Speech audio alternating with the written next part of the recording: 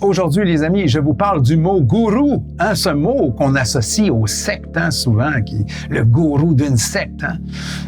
Mais cette vision de ce mot-là est très occidentale. Lorsqu'on va, on voyage un peu et on va en Asie, au contraire, gourou est un terme très positif. Alors, qu'est-ce que c'est gourou? Quelle est la racine de ce mot? Eh bien, ça provient de deux mots en sanskrit, le mot gu et le mot ru.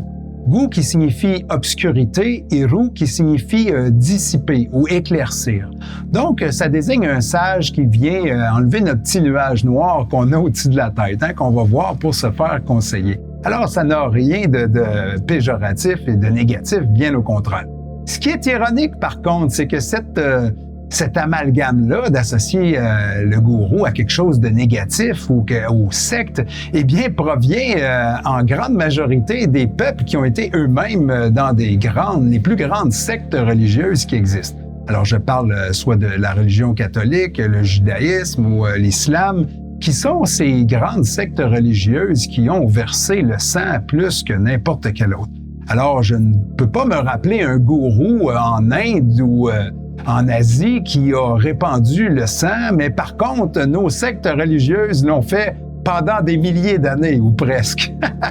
Alors, c'est tout de même assez ironique que ces gens qui ont cette vision-là sont eux-mêmes ont été endoctrinés par des sectes qui tentaient de les dominer, les contrôler les naissances, ce qu'ils disaient, ce qu'ils n'avaient pas le droit de dire, etc., etc.